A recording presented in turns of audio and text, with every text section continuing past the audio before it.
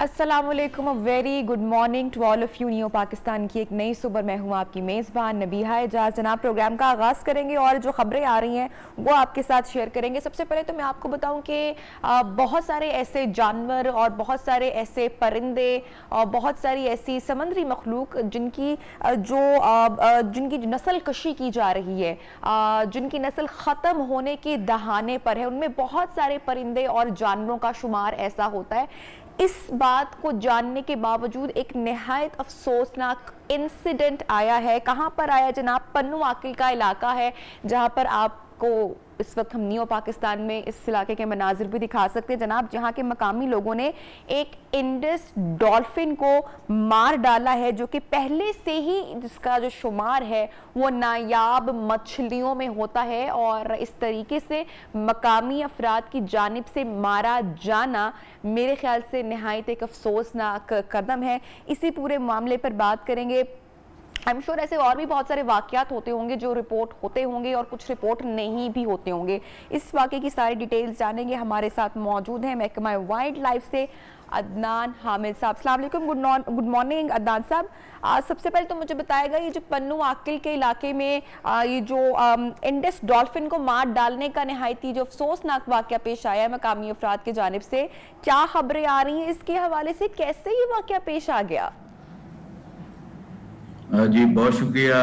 आपने हमें आज इस बड़े इम्पोर्टेंट इशू के ऊपर टाइम दिया है। ये असल में जी कुछ चीज़ें मैं आपके तवज्जुह से नाजरीन जो देख रहे हैं उनके लिए भी मैं क्लैरिफिकेशन करूं कि इंडस ब्लाइंड डॉल्फिन जो है वो मछली नहीं है, वो एक मैमल है जो पानी में रहते हैं और ये दूध पिलाने वाला जानवर है। इंडस ब्लाइंड डॉल्फिन जो है ये एक यूनिक स्पीशी है जो सिर्फ पाकिस्तान में, ये जो हमारे पास है ब्लाइंड डॉल्फिन, इसकी जो फ्रेश वाटर डॉल्फिन की 5 इकसाम है, जिसमें एक ये इंडस ब्लाइंड डॉल्फिन है जो सिर्फ पाकिस्तान में पाई जाती है। इसकी पॉपुलेशन जो है वो पूरे पाकिस्तान में तकरीबन 1800 के करीब है, जबकि सिंध में गुड्डू बैराज से सक्खर बैराज के दरमियान इनकी पॉपुलेशन 1419 है, जो सर्वे लास्ट हमने किया 2019 में।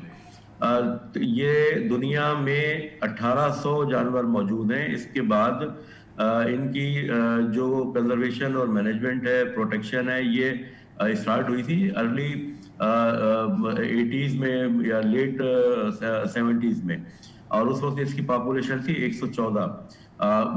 तकरीबन 50 साल अंत तक मेहनत करने के बाद इनकी पॉपुलेशन जो है वो 1419 पे सिंध में पहुंची है। ये जी इस तरह से हुआ है कि 24 तारीख को ये डॉल्फिन गुड्डू बैराज से जो काजीवाह निकलती है, जो कैनाल है काजीवाह कैनाल, ये उसमें पंजाब की साइड से एस्केप हुई है।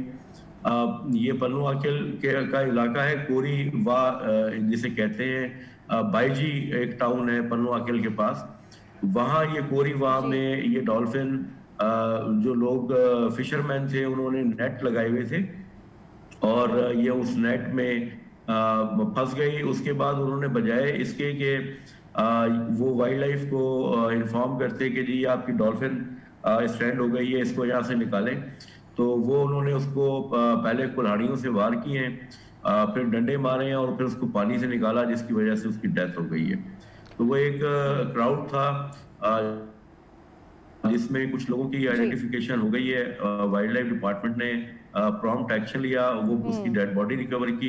यहाँ नाजरीन को मैं ये बात बताता हूँ कि ये जो इन्होंने किलिंग की है, ये एक डॉल्फिन की किलिंग नहीं है, ये फीमेल डॉल्फिन थी और ये प्रेग्नेंट थी। हमने जब इसका पोस्टमार्टम किया है तो इसके पेट में बच्चा भी मौजूद था। बहुत ही अफसोसनाक और बड़ा ही हॉरिबल इंसिडेंट मैं इसको समझती हूँ, ये जो भी पेश आया है। बिल्कुल आपने बताया कि जिस तरह से पोस्टमार्टम भी हुआ है और जो ये डॉल्फिन है इंडस डॉल्फिन, ये प्रेग्नेंट बताई जा रही है, जिसने एक और डॉल्फिन को भी जन्म देना था। मुझे बताइएगा अदनान साहब, ऐसे कौन कौन से जानवर और परिंदे हैं, हमारे नाजरीन की आगाही के लिए मैं आपसे जरूर पूछना चाहूंगी, जिनकी मादूवियत जो है वो खतरे से दो चार है, उनमें किन किन का शुमार होता है? पाकिस्तान में अगर आप थ्रू आउट पाकिस्तान की बात करेंगे तो उसमें जो की स्पीशीज हैं उसमें स्नो लेपर्ड है, उसमें इंडस ब्लाइंड डॉल्फिन है, उसमें मारखोर है, सुलेमान मारखोर है, कश्मीर मारखोर है। ये बहुत थ्रेटेड स्पीशीज हैं। इसके अलावा फाल्कन्स जो है वो काफ़ी इंडेंजर्ड है। हुबारा बस्टर्ड इसमें काफ़ी इंडेंजर्ड है। इसमें देखिए वाइल्ड लाइफ तो लोगों का ख्याल है शायद कि सिर्फ तीतर, मोर या हिरन वाइल्ड लाइफ होते हैं, लेकिन ऐसे नहीं है। वाइल्ड लाइफ जो है वो पूरा एक इकोसिस्टम होता है जो उसके साथ मूव कर रहा होता है। तो हमारे लिए जो हमारे आपके घरों में पाए जाने वाले देखे जाते हैं, जो चिड़ियाँ देखते हैं या तोते देखते हैं, ये भी वाइल्ड लाइफ है। मैं आपको यहाँ ये अर्ज करूँ कि एक वक्त हुआ करता था जब हम बड़े फ्रिक्वेंटली हमारे घरों में या गार्डन्स में ग्रीन पैरट देखा करते थे, जो हरे तोते रोज रिंग पैराकीट्स होते थे, या वो एक पीले चोंच वाली मैना हुआ करती थी, कॉमन मैना। इसके अलावा बुलबुल होती थी। अब हमें ये परिंदे देखने को नहीं मिलते। इसकी वजह क्या है कि ये भी अब मादूमियत के खतरे से दो चार होते जा रहे हैं। तो जरूरत इस अमर की है कि लोग भी इनकी इम्पोर्टेंस को समझें और हम जितने वसाइल हमारे पास अवेलेबल हैं उनके साथ हम काम कर रहे हैं, इनकी प्रोटेक्शन कर रहे हैं। अब सवाल जब कारकर्दगी पे उठाया जाता है किसी भी सरकारी महकमे की, तो वो उठाया जाना चाहिए कि अगर हमारी कोताही कहीं होती है तो बिल्कुल हमें उसे पॉइंट आउट होना चाहिए कि हमारी यहाँ कोताही है। लेकिन वाइल्ड लाइफ डिपार्टमेंट ने जी अनथक मेहनत की है इन डॉल्फिन्स की बका के लिए। 50 साल हमने इसके लिए काम किया है। और मैं आपको ये बताता चलूँ कि लास्ट 2 इयर्स में हमने मोर देन 30 जो डॉल्फिन्स हैं जो कैनालों में फंस गई थी जाके मेन दरिया से, ये कैनाल के जो गेट होते हैं, जब वो गेट पानी के लिए खोले जाते हैं तो ये मछली खाती है, तो इसी मछली के पीछे निकल जाती है डॉल्फिन। तो पिछले 2 सालों में सखर डिवीजन ने तकरीबन 30 से ज्यादा डॉल्फिन्स को कैनालों से निकाला जी, और उनको जो है वापस मिनिस्ट्री में हमने छोड़ा है। सर महकमा वाइल्ड लाइफ तो इसमें बहुत ज़बरदस्त काम कर रहा है, आई एम श्योर आज से नहीं गुज़श्ता कई दहाइयों से। मुझे ये बताइएगा जो यहाँ के मकामी अफराद हैं, जो दरिया किनारे बसने वाले जो लोग हैं, जो मछेरे यहाँ पर मौजूद हैं, उनकी अवेयरनेस के लिए या उनकी आगाही के लिए भी क्या कुछ कदम उठाया जा रहा है ताकि जो ये नायाब नस्ल की मछलियाँ या जिस तरह से इंडस डॉल्फिन हो गई, इनकी अहमियत के हवाले से जो है मकामी लोग भी जान सके? जी हाँ, मैं आपको यहाँ ये बताना बिल्कुल ज़रूर चाहूँगा कि मकामी लोगों की इसमें सिर्फ मछेरे नहीं है। मैं आपको एक थोड़ा सा क्लैरिफाई करूँ। मछेरे जो थे किसी ज़माने में हुआ करते थे जिनको मुहाने कहते थे या मीर बहर कहा करते थे। ये वो लोग होते थे जो दरिया में कश्तियों पे रहते थे अपनी फैमिलियों के साथ, और वहां से पे इनका गुजर सफर दरिया के ऊपर हुआ करता था। तो अब ये जो मुहाने या मीर बहर हुआ करते थे ये अब दरिया में मौजूद नहीं है। ये स्कैटर्ड हो गए पूरे मुल्क में मुख्तलिफ जगहों पे, या इनकी तकरीबन आबादियां खत्म हो गई हैं। ठीक है, बहुत बहुत शुक्रिया अदनान हामिद साहब, आपने वक्त निकाला और सारी डिटेल्स आपने नियो पाकिस्तान में और हमारी तमाम ऑडियंस के साथ आपने शेयर की। आई एम श्योर कि लोग अवेयर्ड हों, जो नायाब नस्ल की मछलियाँ हैं, जो जानवर हैं या जो चरिंद परिंद हैं, और ये जो रवैया हम लोग अपनाते हैं, चाहे किसी कुत्ते को मार डालने का हो सरेआम हुजूम में, चाहे किसी कब्र से मुर्दे को निकालने के लिए उसके साथ ज्यादती का मामला हो, या खवातीन के साथ बदतहजीबी बदअखलाकी का वाकया, मेरे ख्याल से कि हमें अपनी तरबियत पर जो है वो एक बार सोच विचार करना पड़ेगा कि हम किस रुख में जा रहे हैं, हम किस माशरे का आखिर हिस्सा है।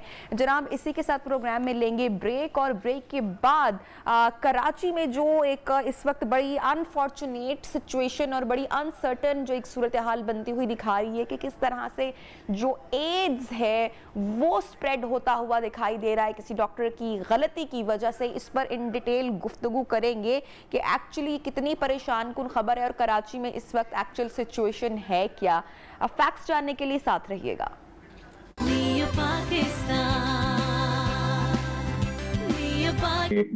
रिगार्डिंग HIV के लिए उन्होंने ये किए हैं, 16 कैंप्स लगाए हैं, 16 मराकज बनाए गए हैं जिसपे आप चेक किया जा सकता है। और हमारे प्रॉब्लम ये है हमारे पास के बहुत सारे लोग पढ़े लिखे लोग या जिनको इस चीज का पता है वो भी स्क्रीनिंग से या ऐसा चेक करवाने से बड़ा ही मोहतात रहते हैं, डरते हैं, ऐसी मायूब उसकी वजह से आते नहीं, चेक नहीं करवाया जाता।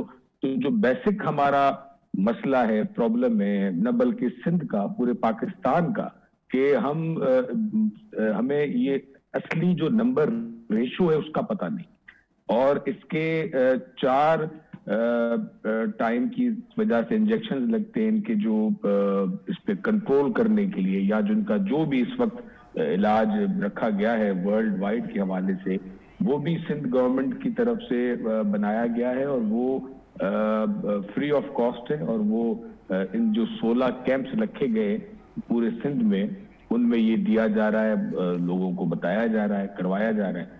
तो ये सूरत हाल इस वक्त सिंध की है, जिसपे बड़ी तफ्तीश है हमें, और ये इकदामात भी किए गए हैं। सर, ये जो इतलात सामने आ रही हैं, जो खबरें सामने आ रही हैं कि किसी डॉक्टर की गफलत और कोताही की वजह से ये सारा वाकया सामने हुआ है, इतना स्प्रेड हुआ है, और उससे पहले लाड़काना में भी हमने काफ़ी बड़ा नंबर देखा केसेस का।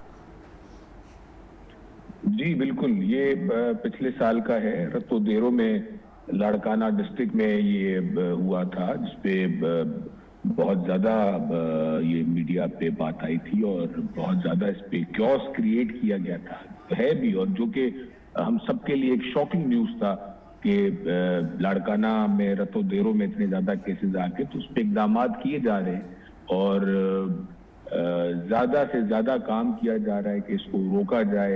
इसकी जो फर्स्ट एड है, या जिनके जो मराकज कायम किए गए हैं, उस पर लोगों को बुलाया जाए, कैंप्स लग रहे हैं।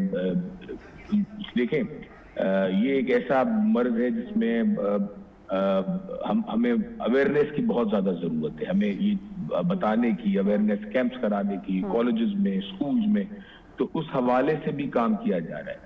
लेकिन इसके अलावा आप अगर हेल्थ सेक्टर पे काम देखेंगे, जो कि बहुत, मैं समझता हूँ, ज्यादा किया गया है, NICVD के हवाले से, गम्स के हवाले से, SIUT के हवाले से, कराची में इंडस पे बहुत ज्यादा Sindh government with collaboration of Sindh government काम किया जा रहा है। ये जो आजकल मौजूदा हमारा कोविड चल रहा है, उस पे आप देखेंगे किस तरीके से कंट्रोलिंग और फ्री लोगों को रिलीफ देने की कोशिश की जा रही है। साहब, जो नंबर्स आपने शेयर किए हैं हमारे साथ, हमारी ऑडियंस के साथ, और ये बड़ी तशवीशनाक नंबर्स हैं। 14,800 केसेस आपने बताया पाकिस्तान में, सिंध में 7600 जो हैं वो केसेस हैं, और ये फिजिकल इंटरेक्शन से नहीं बल्कि ब्लड टू ब्लड अगर इंटरेक्शन हो तो एड्स स्प्रेड होता है, वी ऑल नो दैट। अब इसकी रोकथाम के लिए आपने जैसे कि बताया कि अवेयरनेस होना बहुत ज़रूरी है, और चूंकि इट्स अ बिग नंबर, तो अवेयरनेस के लिए एड्स की मज़ीद आगे स्प्रेड ना हो, उसकी रोकथाम के लिए अब क्या इनिशिएटिव लिया जा रहा है, क्या इकदाम उठाए जा रहे हैं? जी, इसमें पाकिस्तान में सालाना 80 करोड़ से ज्यादा इंजेक्शन किए जाते हैं, जो कि 4.5 इंजेक्शन फी पेशेंट, या जिसमें थोड़े से फाउंड किए जाते हैं, तो उसमें 4.5 इंजेक्शन की फी जरूरी होती है। तो ये जो स्क्रीनिंग की जाती है वो भी तकरीबन, अभी जो सिंध का मैं आपको नंबर बता रहा हूँ, सिंध में जो इस वक्त तक स्क्रीनिंग की गई है वो तकरीबन कोई 45,000 लोगों की स्क्रीनिंग की गई, जिसपे लोग आए हैं, उन्होंने अपना स्क्रीनिंग करवाया है। तो अब मैंने वही पहले भी यही बात की कि ये एक ऐसी HIV की ऐसी वबा जिसपे हमें अवेयरनेस सबसे ज्यादा, क्योंकि ये बहुत सारे लोग इस पे आते भी नहीं, आप अगर खुदा न खास्ता हमें खांसी है या बुखार है तो हम चेक करवा सकते हैं, या कोई बड़ी बीमारी भी होती है, लेकिन HIV की वजह से ये एक ऐसा वो है कि अक्सर लोगों के दिमाग में गलत कॉन्सेप्ट होता है, तो वो उसकी स्क्रीनिंग भी नहीं करवाते या चेक भी नहीं करवाते। तो ये अवेयरनेस कैंप्स होना जरूरी है, मीडिया का ताउन होना बहुत जरूरी है कि बताया जाए कि भाई ये ब्लड टू ब्लड भी बढ़ती है, ये अगर खुदा ना खास्ता किसी और को HIV है तो उसके कमेल साहब, जितने लोग इस वक्त आपको सुन रहे हैं, मैं चाहूंगी कि आप अवेयरनेस के हवाले से हमारे प्लेटफॉर्म के जरिए भी बात जरूर करें कि अब वो तमाम लोग जिनका हॉस्पिटल का इंटरेक्शन है या हॉस्पिटल के रेगुलर विजिट है, किन बातों का ख्याल रखना बहुत जरूरी है इस सारे एड्स के स्प्रेड की सिचुएशन में। देखिए, right now we are fighting with the COVID बहुत ज्यादा बड़े ही तरीके से। मीडिया की इसमें बहुत ज्यादा सपोर्ट है, आपकी टीवी चैनल्स की, सोशल मीडिया की, लोगों की। लेकिन ये जो नियो टीवी ने आज एक जबरदस्त टॉपिक उठाया है कि बड़ा जो वबा है वो HIV है, जिससे जो लाइलाज है इस वक्त तक, तो उसको रोकने के लिए ये इकदाम किए जाएं। अवेयरनेस कैंप्स होनी चाहिए। आप जो हमारे पढ़े लिखे नौजवान हैं, हमारी बहनें हैं, हमारे बच्चे हैं, जो मीडियोकर एजेस के हैं, कि ये नहीं कि आप सिर्फ इस पे ही हमारा फोकस हो कि HIV जो है वो एक जो ज्यादा मशहूर है, जो ज्यादा स्प्रेडिंग थिंग है कि भाई खुदा ना खास्ता इस वजह से ज्यादा फैला जाता है। इसके बहुत ज्यादा और चीजें भी हैं। आपके जो हम शेविंग्स करवाने जाते हैं बार्बर शॉप में, हम कोई टूथब्रश यूज करते हैं, या इन चीजों से भी ये बढ़ता है हमारा वो जो जी। तो इसके ज्यादा आपको और स्क्रीनिंग करवानी चाहिए बार बार। अगर खुदा ना खास्ता ऐसे सिम्टम्स आ रहे हैं तो वो हमें स्क्रीनिंग करना चाहिए। तो ये ऐसी चीजों पे हमें फोकस रखना चाहिए। इंशाल्लाह जिस तरह हम फाइट कर रहे हैं दूसरी वबाओं के साथ, जिस तरह कोविड पे कंट्रोल किया गया है दूसरी चीजों पे, तो मेरी ये दुआ भी है और ये कोशिश भी है कि इंशाल्लाह इस पे भी जरूर कामयाबी हासिल होगी। अच्छा सर, ये भी आपसे जानना चाहेंगे कि PTI की हुकूमत ने हमेशा तनकीद की है सिंध गवर्नमेंट पर और पीपल्स पार्टी पर हमेशा से कि सेहत के हवाले से कोई खासा काम नहीं किया जा रहा, और अब जो है वो PTI को आई एम श्योर कि एक और मौका भी मिल गया है एड्स का, ये जो इतना स्प्रेड हुआ है। तो ये तनकीद के हवाले से आप जो है वो क्या कमेंट करना चाहेंगे? देखिए, तनकीद बराए तामीर हो तो हम उसको वेलकम करते हैं। वो कोई भी करे, PTI करे, किसी और कोई पार्टी करे, मीडिया की तरफ से हो, लेकिन तनकीद बराए तनकीद हो तो वो आप या आपके तवज्जुह से जो हमारे दोस्त या हमारे भाई, हमारे लोग देख रहे हैं, वो ज्यादा बेहतर समझ सकते हैं कि इनके वादे, इनके नारे वो कहाँ हैं, वो कहाँ गई बातें। वो जो बिलियन ट्रीज और मिलियंस में जॉब्स और घर दिए जा रहे थे, वो कहाँ हैं? वो तो सिर्फ बातों की बातें रह गई हैं। और अब जाके आखिरी आके 1.5 साल बचा है। और आपको और बताऊंगा, अभी इन्होंने परसों सुप्रीम कोर्ट की एक वर्दी ऑर्डर आया है जिसपे 16,000 लोगों की जॉब खत्म की गई है। और ये वही जॉब्स थी जो पाकिस्तान पीपल्स पार्टी ने बहाल की थी और उसके बाद उन सबको रोजगार दिया था। तो बजाय रोजगार ज्यादा देने के लिए जो मौजूदा रोजगार है उनको खत्म किया गया है। तो वो अब और उसका फिर फेडरल गवर्नमेंट की तरफ से, या फेडरल गवर्नमेंट के इतने स्पोक्समैन हैं हमारे सिंध में, पाकिस्तान में, कोई उनका बयान नहीं आया। कोई उन्होंने ये नहीं कहा कि अब हम दोबारा रिव्यू में जाएंगे, हम उस पर बात करेंगे। किसी ने भी नहीं किया। तो ये तो इनका हाल आपके सामने कि कहाँ वो जो, तो लोग सब देख रहे हैं मैम, और लोगों को पता है। अभी कमेल साहब हमारे साथ शामिल गुफ्तगू थे और डिटेल गुफ्तगू कर रहे थे कराची में जो HIV एड्स का जो स्प्रेड है उसके मामले पर। और मैं भी इस सेगमेंट को क्लोज करने से पहले तमाम लोगों को कहना चाहूँगी कि वो ख़वातीन जो कि सैलून जाती हैं, वो मर्द हज़रात जो बार बार शॉप पे जाते हैं, हमें अपनी पर्सनल हाइजीन का ख्याल रखने की बड़ी यहाँ पर ज़रूरत है। अगर आपको कट लग गया खुदा ना खास्ता, जो कि किसी और को उससे पहले लग चुका है और वो शख्स अफेक्टेड है, तो आपके भी 100% इफेक्टेड होने के चांसेस हैं। और इसके साथ साथ अगर आप हॉस्पिटल विजिट कर रहे हैं तो कोशिश आप ये करें कि सिरिंजेस आप अपने सामने लाजमी तौर पर ओपन करवाएं। इसके साथ ही जनाब प्रोग्राम में ब्रेक के जाने बढ़े, जब ब्रेक से वापस आएंगे तो कुछ मजीद सेगमेंट्स प्रोग्राम में शामिल करेंगे। Stay with us.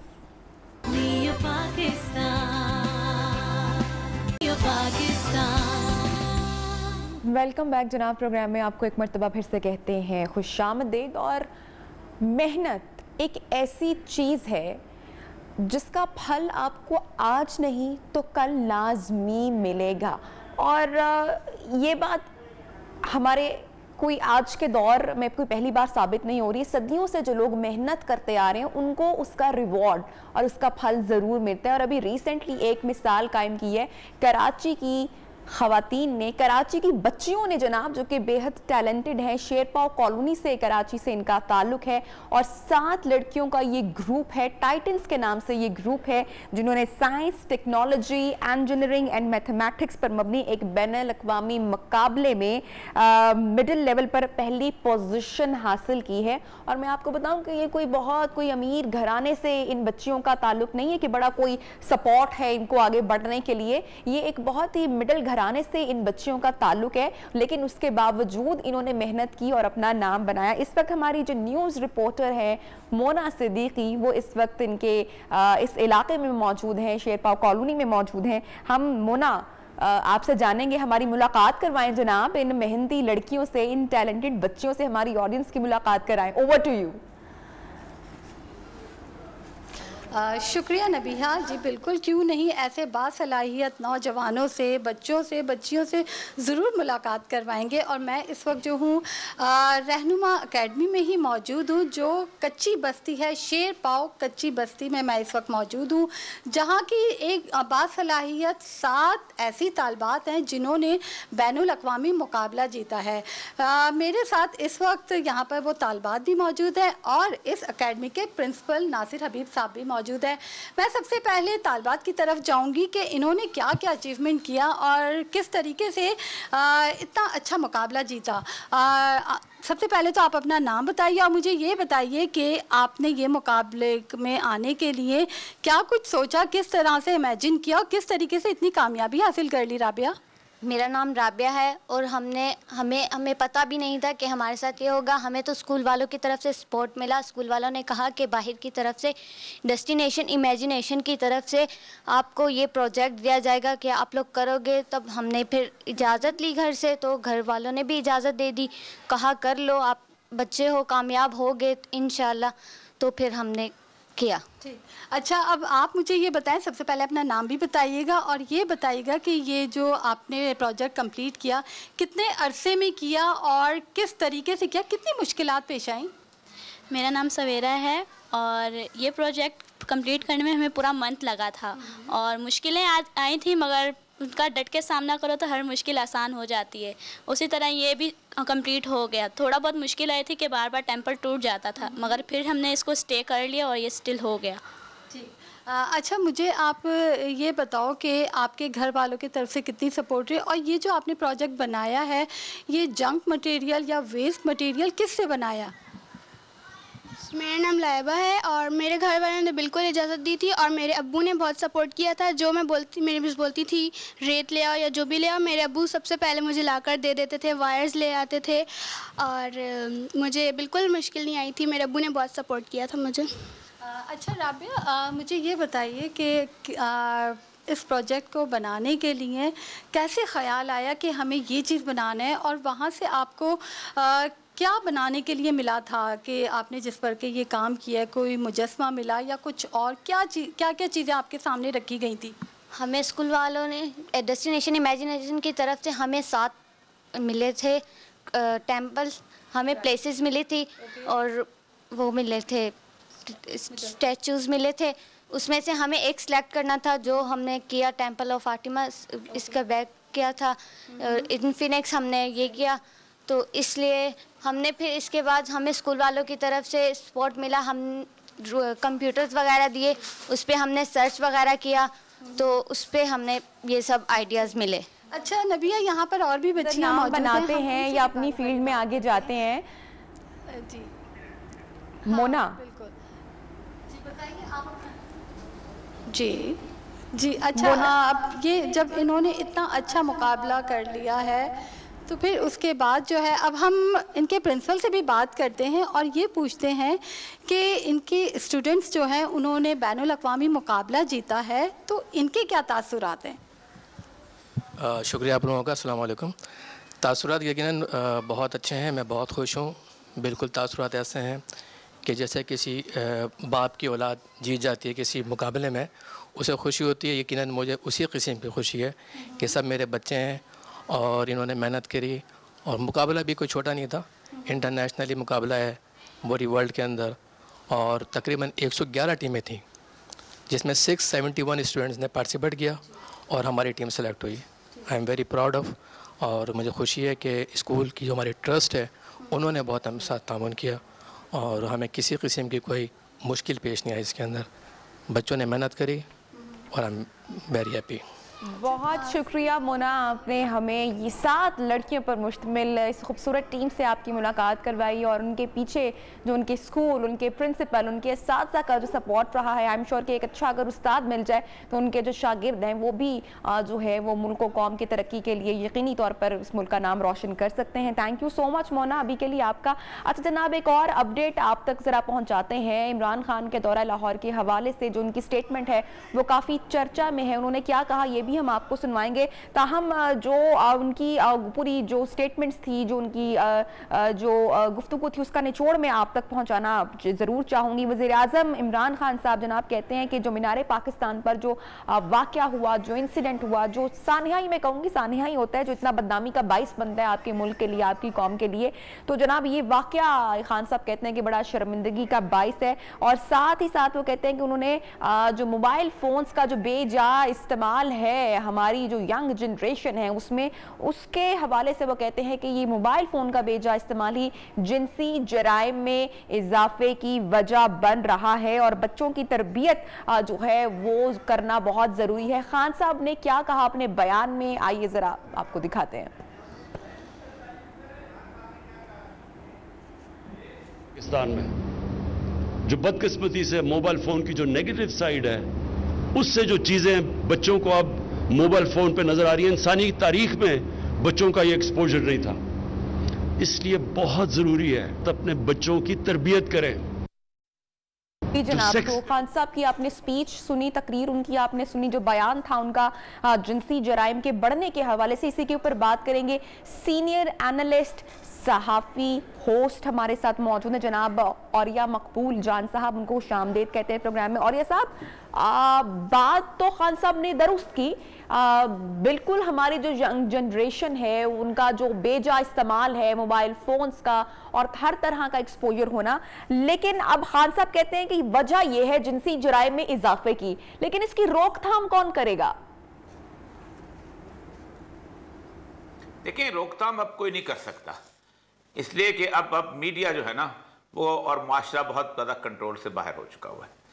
आप गुज़िश्ता 20-22 साल से जो ड्रामा पाकिस्तान टेलीविज़न पर दिखा रहे हैं, मैंने 17 साल ड्रामा लिखा है। मैं समझता हूं कि मैं उस ड्रामे को अपने किसी भी बच्चे या अपने ख़ानदान या अपने किसी दोस्त के ख़ानदान या किसी ऐसे शख्स के लिए रिकमेंड नहीं कर सकता जिसको मैं एक ऐसा ड्रामा दिखाऊं कि जिस ड्रामे के अंदर मुक़द्दस रिश्ते भी आपस के अंदर तल्लुकात उस्तवार करते हुए दिखाई दे रहे हैं और इस ड्रामे के अंदर अखलाकियात का बेड़ा गर्क किया जाता है और ख़ास मकसद के लिए। ड्रामा कोई हकीकत नहीं होती, आपने एक किरदार तख्लीक करना होता है, आपके दिमाग में जो गलादत होती है आप उसी को सामने लेके आते हैं और ये हमने बार बार देखा है कैसा हो रहा है। उसके साथ साथ ये बाकी सारी चीज़ें जो हैं इस तरह का एक माहौल बना रही हैं जिस माहौल के अंदर आप आज सच नहीं बोल सकते। आप इसलिए सच नहीं बोल सकते कि आप खड़े होकर ये नहीं कह सकते कि असल कसूर और असल सूरत हाल क्या थी। ये देखिए, ये जो कुछ हो रहा है आज चारों तरफ, इस चारों तरफ जो कुछ भी हो रहा है ये इस वाक़े से पहले या आप जहां का वाक़ा देख लें या इस्लामाबाद का वाक़ा देख लें या उस खातून का वाक़ा देख लें, तमाम ख्वातीन इस मामले के अंदर अपने आप को महफूज समझती थी कि मैं जहां जा रही हूं, जिस क्राउड में जा रही हूं, जिस घर में जा रही हूं या जिस जगह पे जाके अपने दोस्त को लेके जा रही हूं, वो बड़ी महफूज जगह है, मुझे यहां पर किसी किस्म का कोई खतरा नहीं। आप अपने फैंस को बुलाते हो, महफूज समझ के बुलाते हो। आपको मदरसे के मौलवी तो नहीं बुला रहे थे ना वहां पर। आप समझते थे ये मुझसे मोहब्बत करने वाले लोग हैं, ये मुझे कुछ नहीं कहेंगे। ठीक, आप एक अपने दोस्त के घर में लिविंग टुगेदर में रहती हो, आप अपने बाप से छुप के, अपनी माँ से छुप के, अपने भाई से छुप के उसके पास मिलती हो, आप उस पर ट्रस्ट कर रहे होते हो। आप समझते हो ये बहुत महफूज आदमी है, इसके घर में मुझे कुछ नहीं होगा, ये मुझे कुछ नहीं कहेगा। आप एक कमरा किराए पे लेते हो, अपना एक रिलेशनशिप पाके सवार करते हो, आप समझते हो कि यहां पर मुझे कुछ चेक करने वाला नहीं होगा, मुझे पुलिस का छापा नहीं पड़ेगा। ये किसने क्रिएट किया है? ये सारा मुआशरा हमने क्रिएट किया है। आज हम जब कहते हैं कि इस ट्रस्ट वाले माशरे के अंदर, उस मामले के अंदर, उस क्राउड के अंदर ये कैसे हो गया, तो असल मसला यह है कि हमने गुज़िश्ता इतने सालों से बोलने नहीं दिया। आपको अंदाजा नहीं, आज से 5 साल पहले मैंने सिर्फ एक इश्तिहार पर एतराज किया, सिर्फ एक इश्तिहार पर, और इश्तिहार यह था कि एक बच्ची जो है वो अपने वालिद को नाराज करके क्रिकेट खेलने चली जाती है और वो क्रिकेट में मैच जीतती है और उसको हीरो बना दिया जाता है। तो मैंने उन्हें सिर्फ इतना कहा था, भाई बाप को नाराज करके उसको मत भेजो, बाप को साथ भेज दो। कोई लड़की बाप को नाराज करके हीरो मत बनाओ, ये तुम्हारे हाथ में है। लेकिन मेरे 5 साल जो कैंपेन मेरे खिलाफ हुई है, आपने की, इसके मीडिया ने की, सोशल मीडिया ने की, कौन कौन सी जगह से मुझे गाली नहीं पड़ी, मेरे घर के बच्चों को, मेरी बेटियों को, किसको गाली नहीं दी गई। ये आपने खौफ मीडिया ने क्रिएट किया हुआ है। आज आप बात करके देखें, अभी क्या कहते हैं कि विक्टिम जो है उसके ऊपर मैं मानता हूं एक मजलूम औरत है, उस मजलूम औरत की बैशिंग नहीं होनी चाहिए, बिल्कुल नहीं होनी चाहिए, उस वक्त तो मजलूम है। लेकिन क्या वो पार्टनर इन क्राइम नहीं बनते सारे के सारे लोग? फॉर एग्जाम्पल 2 लड़के और लड़की आपस में मुख्तलिफ तो लिविंग टुगेदर में रहते हैं, क्या वो लड़की अगर समझती कि मैंने आज इसको कत्ल करने जाना है तो कत्ल नहीं कर सकती थी? आपने माहौल क्रिएट किया हुआ था जी, वो एक अलग सूरत हाल थी, जुनून उस पे आ गया। ये किसने कहा कि औरत में जुनून नहीं आ सकता? और यूरोप में यही मामले की जो नौयत है या जो वजह है उसको इंडिकेट किया, उसका मसले का हल नहीं बयान किया, कोई पॉलिसी बयान नहीं दिया। आकर प्रॉब्लम्स बता देना, माशरे के मसाइल बता देना, ये तो कोई भी कर सकता है, लेकिन उसका हल कौन देगा? वो तो रियासत देगी ना। खान साहब बादशाह आदमी है, अंग्रेजी में बात करते हैं, अंग्रेजी खत्म करना आधे घंटे का काम है। एक ऑर्डर करे कि सवातान सिविल सर्विस में उर्दू लिखना शुरू करेंगे, किसको उर्दू नहीं आती पाकिस्तान के अंदर? हर एक को आती है। इसी तरह खान साहब ने ये टिकटॉक का, आप मुझे ये बताइए, मैं सवाल आपसे करता हूँ, ये टिकटॉक है, क्या ये टिकटॉक से मैट्रिक पास होता है, FA पास होता है, BA पास होता है, MA किया जाता है, लोग साइंसदान बनते हैं? क्या बनते हैं? कुछ भी नहीं बनते।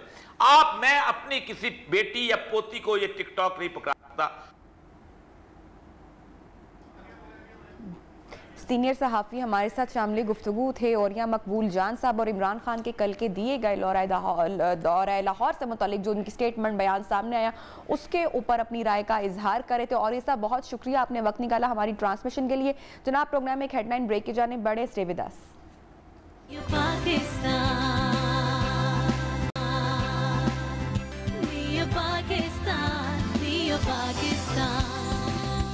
वेलकम बैक जनाब, प्रोग्राम में आपको एक मरतबा फिर से कहेंगे खुश आमदेद। और आज आपके सारे मसलों का जादुई हल डॉक्टर फैसल यकीनी तौर पर लेकर आ चुके हैं। अब आप सोच रहे होंगे कि मैं आपके कौन से मसले की बात करी, वही मसला जो हमेशा खाने की मेज़ पर आपको सताता रहता है कि भाई अब नान खा लिया, अब रोटी खा ली, अब सालन खा लिया तो अब क्या होगा? पेट बढ़ जाएगा। और पेट बड़ा हुआ किसी भी शख्स को अच्छा नहीं लगता, चाहे ख़वातीन हो या चाहे मर्द हो। ये जो तोंद का मामला है ना, ये वाकई ही नहीं होनी चाहिए। आपको हेल्दी होना चाहिए, फिट होना चाहिए। अगर आपकी हेल्दी फिजिक भी है तो इट्स गुड, लेकिन पेट बड़ा हुआ डॉक्टर फैसल अच्छा नहीं लगता। तो आज डॉक्टर फैसल हमें जो है वो कुछ ऐसे टोटकाज बताएंगे जिससे अगर आपका भी पेट बढ़ रहा है तो आप कैसे उसको काबू में ला सकते हैं। जी डॉक्टर साहब। बिल्कुल। और सबसे बुरी चीज़ ये लगती है कि लोग ओवरऑल स्लिम होते हैं और पेट बड़ा होता है, वो ज़्यादा नुमायाँ हो जाता है, शर्ट भी पनाह मांग रही होती है, शर्ट के बटन्स पनाह मांग रहे होते हैं। और सही कह रही हैं आप भी। कल ही एक जगह में गया हुआ था तो वहाँ पे एक साहब थे, उनके बाकायदा यहाँ पे से बटन बिल्कुल खिंचा हुआ था, तो यकीनन बुरा लगता है। अच्छा, तो अपनी टिप्स की तरफ आ जाते हैं फटाफट। सबसे पहली और आसान टिप, सबसे पहली और आसान टिप ये है कि ग्रीन टी बनानी है हमने। ठीक है। अच्छा, कोशिश कीजिए कि जो सब्ज चाय की पत्तियाँ मिलती हैं उससे बनाएं, खुली जो पत्ती मिलती है टी बैग से ना बनाएं, ठीक है। उसमें फ्लेवरिंग्स वगैरह डाली हुई होती हैं, तो जो सादी हमारी सब्ज चाय है उससे हमने बनाना है। ये ग्रीन टी हमारी बन गई। अब इसमें हमने कुछ चीज़ें बनाने के बाद ऐड करनी है। अच्छा। जैसे 1 कप हमारे पास ग्रीन टी है, ठीक है, तो उसमें आधी चमची जाएगी मोरिंगा पाउडर ऐड किया हमने। ये मार्केट में स्टोर्स पर इजीली अवेलेबल है। अब तो हर जगह अवेलेबल है, ऑनलाइन भी मिल रहा है मार्केट। अच्छा, ये भी हमें वो टी बैग की सूरत में भी मिलता है, वो भी चल जाएगा या हमें पाउडर ही चाहिए? पाउडर ही चाहिए, ठीक है। इसमें हमने 1/4 टीस्पून इलायची पाउडर डालना है। ठीक है, इलायची डालेंगे हम। और साथ हमने डालना है बेसिल लीव्स का पाउडर। अगर बेसिल लीव्स का पाउडर ना मिले तो आप इसके पत्ते भी डाल सकते हैं। ठीक है, बेसिल लीव्स को हम और क्या आपको कहते हैं? तुलसी है, और उर्दू में इसको वो रेहान भी कहते हैं। दूसरा इसका एक आम फहम नाम है जो इसी फैमिली से है, जो ज़्यादातर अवेलेबल है पाकिस्तान में, उसको न्याज़बो कहते हैं। ठीक है, आसानी के लिए ताकि आपको समझ में आ सके। तो ये 4 चीज़ें हमने इसमें चार चीज़ें हमने मिक्स करके इसको रख दी। और खाना खाने के बाद ये पीना आसान होगा। हाँ, इतना मज़े का होगा ये, क्योंकि इसमें इलायची भी है, मोरिंगा का भी ठीक सा टेस्ट चीनी मत ऐड कर लीजिएगा। हाँ, चीनी ऐड नहीं करनी, चीनी ऐड मत कर लीजिएगा। इसको इसी तरह से इस्तेमाल कर सकते हैं, बिल्कुल कर सकते हैं। लेमन ऐड कर सकते हैं फ्लेवर के लिए। अच्छा, शहद अगर हल्का सा डाल दें तो? शहद डाल लें या थोड़ी सी शक्कर डाल लें। सफ़ेद चीनी जो हमारी वाइट शुगर है उसको अवॉइड करें। वाइट शुगर तो वैसे ही बंद कर दें। अगर जो लोग वेट लॉस की तरफ जा रहे हैं तो बाहर का मीठा बंद कर दें, और दूसरा सफ़ेद चीनी तो बस मैं तो कहती हूँ घर में लाना ही बंद कर दें। बिल्कुल सही बात। अच्छा जी, तो ये डॉक्टर साहब रेडी है। ज़रा सा 1 मिनट के लिए, आधे मिनट के लिए दम देना है। ठीक है, इसको रख देंगे हम। उसके बाद फिर ये खाने के आधे घंटे के बाद आपने दोपहर और रात पीना है। ठीक है, हम एक बार जो हमारे इंग्रेडिएंट्स हैं उसको रिपीट कर देते हैं। हमने सबसे पहले ग्रीन टी बनाई, उसमें हमने मोरिंगा पाउडर आधी चमची डाली। ठीक है, इलायची पाउडर हमने 1/4 चमची डाली, और 1/4 चमची हमने बेसिल लीव्स का। ठीक है जी, इसको हमने दम के लिए रख दिया साइड पर। अब इसके इस्तेमाल का तरीका आप बता रहे थे। खाना खाने के आधे घंटे के बाद दोपहर को भी और रात को भी। इससे बेशक थोड़ा सा जो हमारा कहवे का कप आता है ना, जो छोटा सा होता है, बस वो काफी होता है। चाहे इसको स्टेन कर लें हम? नहीं, इसको स्ट्रेन नहीं करना। इसीलिए हमने पहले चाय बना ली ताकि उसको हम छान लें। उसके बाद इन चीज़ों को हमने स्ट्रेन नहीं करना, क्योंकि इनको कंज्यूम करने का ही फायदा है। ठीक हो गया। ये हमारी फर्स्ट जो टिप या रेसिपी है, टी है, वो हमारी पहली जो वेट लॉस की जो हर्बल टी है वो डॉक्टर फैसल ने आपको बता दी है। मैं रिपीट भी कर दूंगी इसको सेगमेंट क्लोज करने से पहले, तो आप लिख भी लीजिएगा। यूट्यूब पे भी आपको ये सेगमेंट मिल सकता है। ठीक है जी, बड़ी हुई तोंद या पेट कम करने का जो दूसरा हमारा आज का टोटका या टिप है डॉक्टर फैसल, उसके लिए हमें क्या क्या चाहिए? काफ़ी इफेक्टिव मानी जा रही है। अच्छा। और यूट्यूब पे भी ये काफ़ी ज़्यादा वायरल हुआ है। उसमें यह है कि आपने आधा गिलास से कम पानी लिया। ठीक है, जितना हमारे तकरीबन इस गिलास में तकरीबन इतना पानी। ठीक है, आधे गिलास से भी कम पानी है, ये आप देख सकते हैं। और इसमें हमने 1 टेबल स्पून तुखमलंगा डाल दिया। ठीक है, ये नॉर्मल रूम टेम्परेचर पानी है, रूम टेम्परेचर पे। इसको हमने और रॉ सीड्स हमने डाले हैं अभी, रॉ सीड्स डाले हैं। हाँ, अच्छा, इसको जो उनसे हम ओवरनाइट छोड़ देंगे। ओवरनाइट छोड़ देंगे, रात को भिगो के, जो फिर तुखमलंगा पूरी शेप में अपनी बिल्कुल आ जाएगा। और ये तकरीबन फूल के आधे से ज़्यादा गिलास पे आ जाएगा। ठीक है, ठीक है। बाकी जो आपका गिलास बनेगा उसमें आपके पास 2 से 3 ऑप्शंस हैं। ठीक है, एक है कि आप अगर चकोतरा, जिसको ग्रेप फ्रूट कहते हैं, उसका सीजन है तो उसका जूस मिक्स कर लीजिए। अच्छा, अगर वो नहीं है आपके पास तो नींबू पानी बना के बगैर चीनी, बगैर नमक का। ओके, ठीक है। काला नमक भी नहीं ऐड कर सकते? कुछ भी नहीं, सिर्फ उसमें नींबू डाल लें और पानी कर लें, वो मिक्स करके बस डाल दें जस्ट। अच्छा, वो इसमें ऐड कर सकते हैं। तीसरी चीज़, कैल्शियम भी है तुखमलंगा में। तुखमलंगा में तो बहुत कुछ है, फायदे बहुत हैं भी है, और इसमें मिनरल्स बहुत ज़्यादा हैं, विटामिन्स बहुत ज़्यादा हैं। असल में चिया सीड्स के ऊपर रिसर्च बहुत है, इसलिए उसके बारे में अगर हम कहें कि हमारे अंडररेटेड सीड्स हैं तो ये कहना गलत नहीं होगा। बिल्कुल ऐसे ही है, बिल्कुल ऐसे ही। बल्कि अभी मैंने पिछले दिनों एक वीडियो बनाई है अपनी, जिसमें मैं चिया सीड्स, तुखमलंगू और बेसिल सीड्स, इसका डिफरेंस बताया, क्योंकि लोग इसको मिक्स कर रहे थे बहुत ज़्यादा, उनमें मैं भी कहीं शामिल था।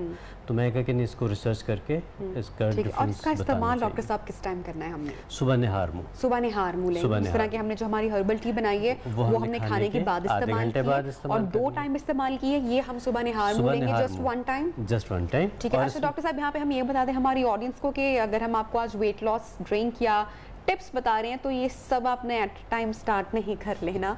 इनमें से कोई एक मेथड आप चूज करेंगे और उस एक मेथड के साथ यू विल स्टिक आप रहेंगे। और इसमें भी एक चीज़ और ऐड कर दूं, आपने बड़ी अच्छी बात की कि एक चीज़ के साथ रही है और उसको 2 हफ्ते इस्तेमाल कीजिए। 2 हफ्ते के बाद क्विट करके नया मेथड ले लें। नहीं, 2 हफ्ते में अगर आपको लगता है कि आपको खुदा न खास्ता कोई प्रॉब्लम नहीं हो रहा, कोई एलर्जी नहीं हो रही, कोई और किसी भी किस्म का कोई हेल्थ इशू नहीं हो रहा, तो आप उसको कंटिन्यू कीजिए 40 डेज़ के लिए। ठीक है, 40 डेज़ के बाद जो भी चीज़ हो आपने छोड़ना है। ठीक है। और ये देखिए, ये जो पानी और ये जो हर्बल टीज़ और तुखमलंगा वाटर हम आपको बता रहे हैं, इसके साथ अगर आपने नान कढ़ाई, दुम्बे कढ़ाई और बिरयानियाँ और मुरगन सालन खानी है तो फिर मैं आपको कहूँगी फिर आप ये मत करें। आप हमारा फिर सेगमेंट भी चाहें, फिर फायदा नहीं है। डॉक्टर साहब सही कह रही हूँ। अगर आप अपना डाइट कंट्रोल कर रहे हैं, अपने कार्ब्स कंट्रोल कर रहे हैं, तो फिर तो ये चीजें डेफिनेटली इफेक्टिव हैं। बिल्कुल तो फिर आप ये कर सकते हैं। अच्छा जी, एक अच्छा हेल्दी डाइट प्लान लीजिए और उसके साथ इन चीज़ों को कीजिए। ठीक हो गया डॉक्टर साहब। 2 ड्रिंक्स हमारे रेडी हो चुके हैं। हमारी तीसरा, अच्छा तीसरा ये अरकियात हैं, मार्केट में बहुत मशहूर चल रहे हैं, जो मोटापे को कम करने के लिए हर्बल वाटर्स होते हैं। ठीक है, बड़े महंगे होते हैं, बड़े महंगे होते हैं। उसका मैं एक बेसिक आपको बता रहा हूँ, उसमें वेरिएशंस हो सकती हैं, लेकिन एक बेसिक जो घर में बना सकते हैं, घर में आराम से ले सकते हैं। इसमें हम लेंगे अरके मको। अरके मको, हाँ जी, ठीक है। ये हमें अच्छा, किसी भी हर्बल शॉप से इजीली मिल जाएगा। मुख्तलिफ जो फार्मास्यूटिकल हैं हर्बल, वो ये बनाती हैं। इसमें हम तकरीबन 2 टेबल स्पून लेंगे अरके मको। ठीक है, इसकी खुशबू में देखूं कैसी है, देख लीजिए, गुड स्मेल। अच्छा, उसके बाद हम 2 टेबल स्पून इसमें लेंगे अरके ज़ीरा। ठीक है, अरके मकू हमने पहले ऐड किया है और अब हम इसमें अरके ज़ीरा भी 2 चम्मच लेंगे। 2 चम्मच हमने इसमें 2 अर्क डाले हैं। तकरीबन हम इसमें सब हम वज़न ही लेंगे। ठीक है, सब हम वज़न लेंगे तो कोई कंफ्यूजन नहीं है। तीसरा है अरके अजवाइन, वेरी कॉमन, कोई मुश्किल चीज़ नहीं है, बिल्कुल भी मुश्किल नहीं है। और आखिरी चीज़ है अरके बादियान, यानी कि सौंफ कर। वेरी गुड, ये भी हम सबको इससे फेमिलियर है। फ्लेवर भी ऐड हो जाएगा, खुशबू कितनी अच्छी आएगी इसकी, मुझे तो ये बहुत ज़बरदस्त वैसे लग रहा है। अच्छा, कौन से लोग इनको इस्तेमाल ना करें या सबके लिए सेफ है? ये सबके लिए सेफ, ये सबके लिए सेफ है। हाँ, और ख़ास तौर से और खुशबू इतनी अच्छी आ रही है ना इस टाइम। अब ये इसका एक डोज बन गया, ये एक डोज बन गई। सुबह निहार मुँह लेना, बस पानी वगैरह कुछ नहीं ऐड करना। अगर लगे कि थोड़ा सा पीने में तल्ख है या थोड़ा सा तेज़ लगे तो आप थोड़ा सा पानी ऐड कर सकते हैं। अच्छा, ये सुबह निहार मुँह लेना है और शाम को 5-6 बजे का टाइम, जो खाना खाने के 2 घंटे बाद का। ये 4 अर्क हमने इसमें ऐड किए हैं। अरके मकूबज मेरे लिए थोड़ा सा नया था, बाकी जो तीनों हैं वो बहुत फेमिलियर है। हम रिपीट कर देते हैं, 2-2 चम्मच के हिसाब से हमने 4 अर्क इसमें ऐड किए हैं। डॉक्टर फैसल एक बार रिपीट करते हैं। अरके मकू है, अरके ज़ीरा, इसमें अरके अजवाइन और बादियान। खुशबू बहुत अच्छी है। वेट लॉस, आपने निहार मुँह अर्ली मॉर्निंग लेना है। सुबह निहार मुँह, कितनी देर के बाद नाश्ते की जानिब जाएंगे? तकरीबन आधे घंटे के बाद वो पानी जो आपका कंट्रोल नाश्ता होगा वो आपने करना है। और दोपहर को खाने के 2 घंटे के बाद ये फिर। डॉक्टर साहब, ये आम यहाँ पे क्या कर रहा है डाइट की टेबल पे हमारे आज?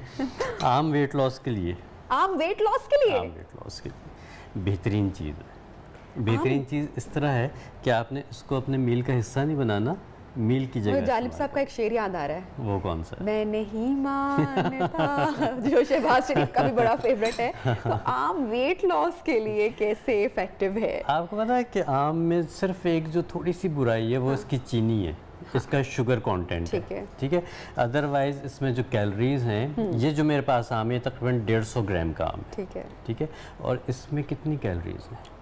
सिर्फ 90 कैलोरीज हैं।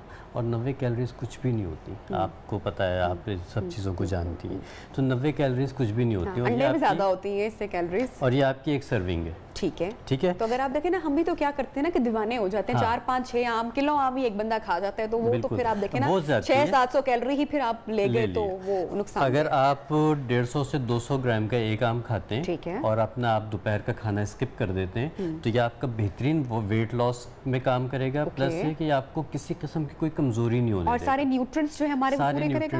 और फ्रूट का फ्रूट चला गया। हाँ, और एक चीज़ जो करनी है आपने कि खूब अच्छी तरह धो के इसको, और आपने इसका एक पीस यहाँ से यहाँ तक का छिलका भी खा लेना है। छिलका भी खा लेना है। उसका क्या फ़ायदा? उसका फ़ायदा ये है कि अच्छी तरह धो के, ज़रा साफ, बहुत अच्छी तरह धो के, क्योंकि इस पर पेस्टिसाइड्स और वो सब चीज़ें लगी होती हैं।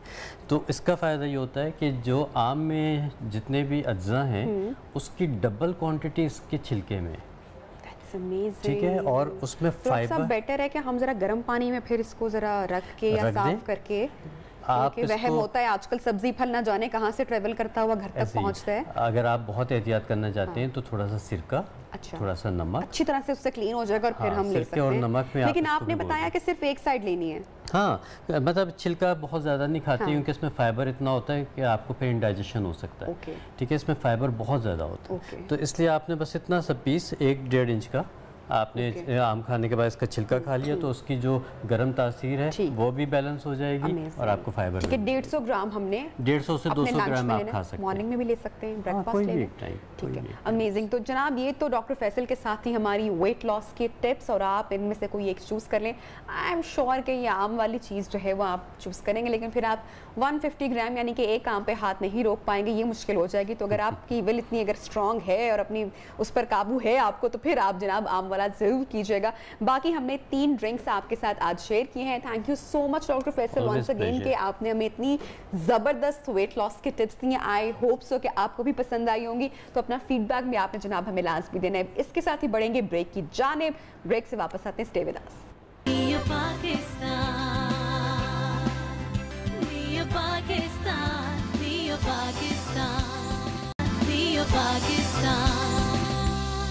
वेलकम बैक जनाब। प्रोग्राम में रूह अफ़ज़ा के किचन में आपको एक मरतबा फिर से खुश आमदेद कहते हैं। Anam Shaikh is with me, और आज एक ज़बरदस्त बिल्कुल ब्रांड न्यू रेसिपी के साथ हम आज आपको बताएंगे कि क्या बनने वाला है। बिल्कुल, जैसे कि हम अपने रूह अफ़ज़ा के किचन में खड़े हैं, तो आज हम बनाने जा रहे हैं रूह अफ़ज़ा रबड़ी फॉइल।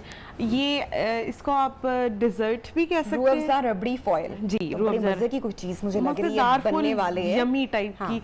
बेसिकली ये डिज़र्ट है, लेकिन हम इसको सर्व करेंगे ग्लास में। अगर आप चाहें तो इसको उसमें भी डिश में भी कर सकते हैं, डिश में भी कर सकते हैं, ये आपकी अपनी पर्सनल चॉइस है। आजकल वैसे ग्लास का बड़ा ट्रेंड चल रहा है, वो इजी रहते हैं ना, बड़ा आराम से दिया और सबको सर्व कर दिया। लेकिन उसके लिए लकी होना भी बड़ा जरूरी है। हाँ, अगर थोड़ी सी आपने देर कर दी तो फिर ग्लास किसी और की किस्मत का हो जाएगा। बिल्कुल ऐसा ही। अच्छा जी, तो हम सबसे पहले जो है रूह अफ़ज़ा की थोड़ी सी बात कर लेते हैं कि आपको पता है कि जैसे कि रूह अफ़ज़ा जो है वो फल और सब्जियों से बना हुआ है, तो उसमें पुदीना, खीरा, संतरा, अनार, और सबसे जो इम्पोर्टेंट जो है इसके अंदर वो फूलों की पत्तियों का अर्क डलता है। और प्लस ये 100 ईयर लेगेसी के साथ है और मेंटेन्ड है। प्लस और सबके साथ जो है, जो भी जिस बंदे ने इसको चखा हुआ है उसके साथ इसकी कोई ना कोई जो बातें हैं वो वाबस्ता है। पुरानी यादें, अच्छी सी खूबसूरत सी, बचपन की ले लें या अभी की, जब मर्जी की आपकी यादें वाबस्ता है। प्लस ये शो जैसा भी वेदर हो। अच्छा, रबड़ी का मीठा भी हमें चेक करना पड़ेगा ताकि हमें रूह अफ़ज़ा और रबड़ी का मीठा बैलेंस करना बहुत जरूरी है। तो वो आप चख भी सकते हैं जब आप बना रहे हैं, वो लाजमी है, क्योंकि अक्सर लोग मीठा बहुत कम पसंद करते हैं। रबड़ी में भी यूजली अनम मीठे के साथ ही मिलती है। रबड़ी ऑप्शनल है। अच्छा, दोनों सूरतों में मिल अगर वो, लेकिन उसके साथ उसका सिरप जरूर मिलता है। अगर वो चाहिए तो आप वो ले सकते हैं, नहीं तो ओके इजीली जो है। चलें जी, इसको अब हम मिक्स कर लेते हैं। 1 मिनट बस मैं इसको बंद कर लूं।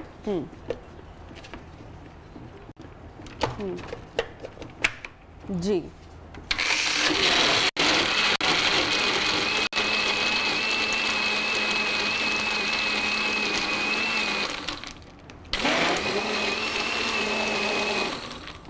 अच्छा, ये देखिए रेडी। हाँ जी, बिल्कुल ऑलमोस्ट रेडी। कलर देखिए कितना अच्छा सा आ गया। अमेजिंग। इसको हम वाह नट्स के साथ, और अभी थोड़ी सी स्पेस रखेंगे इसके अंदर। बेसिकली हम जो है वो ऐड करेंगे आइसक्रीम। अच्छा, आइसक्रीम हमने ऐड करनी है, ठीक है। टॉपिंग भी इसकी कर सकते हैं, टॉपिंग भी करेंगे। आइसक्रीम का कौन सा फ्लेवर हम यूज करेंगे? मैं वनीला इस्तेमाल कर रही हूँ इसके अंदर, ठीक है। तो ये ऑप्शनल, बच्चों को भी बड़ा पसंद आता है। हाँ, और प्लस जब इसके ऊपर आइसक्रीम डालने के बाद ऊपर से इसके अंदर क्या बात है, रूह अफ़ज़ा जाएगा तो वो कलर बड़ा अच्छा सा। हम देखें कितने महंगे महंगे शेक्स और ड्रिंक्स जब हम लेते हैं तो वो कितने महंगे पड़ते हैं, और आप देखो इसकी घर में अगर आप बनाएं तो कोई कॉस्ट नहीं आती, कोई कॉस्ट नहीं आती। और जो आपने बाहर लेना है उससे ज्यादा अच्छा ये होगा कि उसमें सर्विंग ड्रिंक कितना अच्छा है घर में अगर गेस्ट आता है, और मतलब थोड़ी यूनिक चीज भी है। यस, और ये जो है मेन हमारा इंग्रेडिएंट, जो फाइनल इंग्रेडिएंट है। हम चाहे तो कोई नट्स वगैरह ऊपर भी कर सकते हैं। मैं पकड़ती हूँ बादाम, पिस्ता है, चाहे तो आप इसको क्रश करके भी ऊपर से स्प्रिंकल भी कर सकते हैं। बिल्कुल, तो हम थोड़ा सा पिस्ता ऐड कर लेते हैं ताकि जो पिस्ता है वो खूबसूरत लगता है थोड़ा सा। ये देखिए जी, हमारा कैमरामैन जो है वो आपको दिखा सकता है। अमेजिंग जनाब, ये हमारी आज की जबरदस्त रेसिपी तैयार हो रबड़ी फॉइल जो है, रूह अफ़ज़ा रबड़ी फॉइल। अच्छा, अगर रबड़ी अवेलेबल ना हो तो ऑल्टर क्या हम कर सकते हैं? क्योंकि मुझे ये लग रहा है कि ये सर्विंग ड्रिंक बहुत अच्छा है, अगर गेस्ट आते हैं तो फौरी तौर पर बन गया। हाँ। अगर रबड़ी होना जरूरी है तो अगर वो नहीं है हमारे पास तो फिर हम इसको ऑल्टर कैसे करेंगे? रबड़ी अगर आपके पास सॉलिड फॉर्म में नहीं मिल रही तो रबड़ी वाला दूध अवेलेबल होता है मिल्क शॉप से आपके घर के करीब अवेलेबल मिलता है, आप वो डाल लें। आपको फ्लेवर ही चाहिए ना बेसिकली रबड़ी का। और अगर आप इसको अंदर थोड़ी सी क्रीम ऐड कर दें, ठीक है, तो उसका थोड़ा अच्छा सा जरा थोड़ा कम लिक्विड ही बनेगा और आप उसको जरा ठंडा करें अच्छी से। बेशक आप चाहें तो इसमें जेलेटिन ऐड कर लें, उसके बाद वो थोड़ी सॉलिड फॉर्म में आ जाएगी तो वो आप उसको खीर की तरह भी खा सकते हैं। ठीक है Anam, before closing our segment हम एक बार जो रेसिपी फाइनल है वो हमारी ऑडियंस के साथ शेयर कर। अच्छा जी, इसमें गया है रबड़ी, तकरीबन 1 से 1.5 कप के करीब रबड़ी थी इसके अंदर। उसके बाद इसके अंदर 2 ग्लास के करीब जो दूध हमने ऐड किया है, इसमें रूह अफ़ज़ा है तकरीबन 6 से 8 टेबल स्पून के करीब। ठीक है, इकट्ठा हमने इसको ब्लेंड किया है। ब्लेंड करने के बाद आइसक्रीम मैंने ऑप्शनल है अगर आप डालने, मैंने बेसिकली सिर्फ कलर देने के लिए जो है इसमें आइस को ऐड किया है। और बाकी जो नट्स है, मिक्स नट्स आप ऐड कर सकते हैं, लेकिन मैंने इसमें पिस्ता और बादाम जो है वो ऐड किया है। अच्छा, ज़बरदस्त है, आप ज़रूर ट्राई कीजिएगा और उसके बाद फीडबैक भी आपने हमें लाजमी अपना देना है। Anam, thank you so much once again इतनी ज़बरदस्त रेसिपी के लिए। और जनाब अपना बहुत सारा ख्याल रखिएगा, इंशाल्लाह दोबारा आपसे होगी मुलाकात। अल्लाह हाफ़िज़।